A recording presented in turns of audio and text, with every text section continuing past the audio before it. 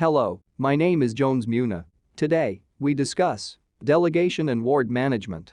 It is the assignment to another person of formal authority and responsibility for carrying out specific activities. Or, it is a process through which a manager assigns responsibility to the subordinate to carry out the work on his behalf. 5 Principles of Delegation.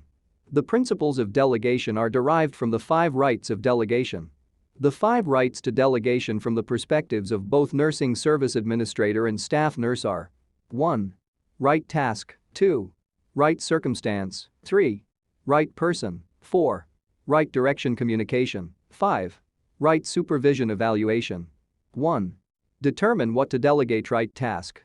Effective delegation begins with the manager defining his or responsibilities. This involves writing down all of his or her activities and responsibilities and reviewing the master list and categorizing all of the items into 2 secondary lists: things which the manager alone must do and things that others could do or help you complete. Anything that falls into the second list presents an opportunity for delegation. 2. Right circumstance.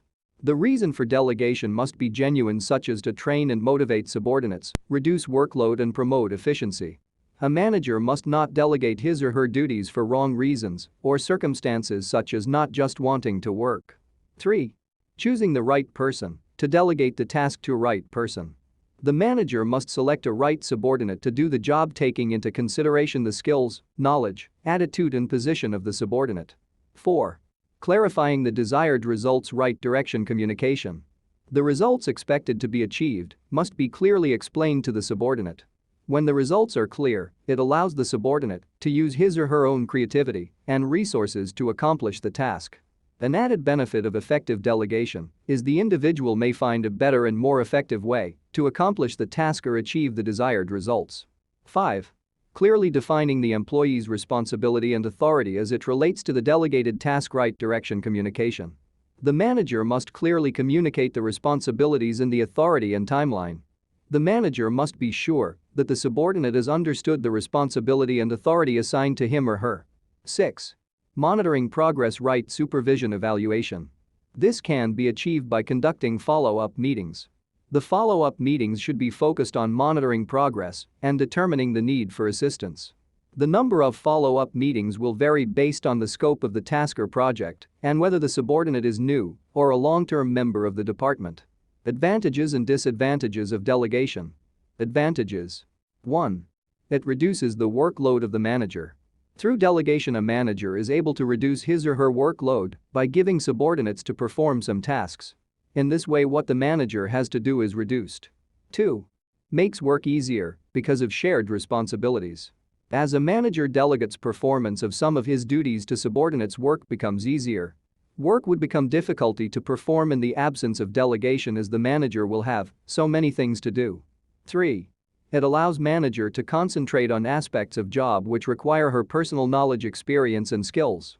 Delegation gives more time to the manager to concentrate on the aspects of the job which require her personal knowledge, experience and skills, thereby performing these aspects better with an undivided attention. 4. It promotes staff growth and development.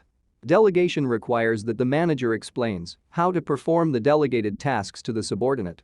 This provides opportunity to the subordinate acquire knowledge and skills about the delegated task, thereby contributing to staff growth and development. Disadvantages of delegation. A. Delegation is time-consuming. Delegation requires a considerable amount of time, as in some cases, managers may have to train staff to handle delegated tasks. Depending on the task, the training may take from a few minutes to several weeks. For simple tasks, managers may feel it is easier and faster to simply do the task themselves than to train staff to take on the responsibility. B. Delegation may result in low-quality work. Managers need to delegate tasks that they have performed for a considerable period of time, which has allowed them to gain experience and expertise in performing good quality work. Therefore, managers do lose some measure of quality when delegating tasks, especially to staff members who are unfamiliar with the work or who have little experience performing the task. C. Delegation may lead to failure of task accomplishment. There are some tasks that require a certain amount of authority to accomplish. This authority may come in the form of being able to secure funds or get the cooperation of people in other departments. If a task is given to an employee who lacks the proper authority to secure the necessary resources, the delegation is likely to fail. Delegation may result in loss of enjoyment for doing some tasks. Managers who truly love their work may find that delegating places some of their more enjoyable tasks in the hands of others. This downside to delegation can become even more frustrating when managers see their staff members doing work that the manager once enjoyed. Delegation may result in loss of control over critical tasks. One disadvantage of delegating to employees is giving up control over tasks that should be done by the manager alone.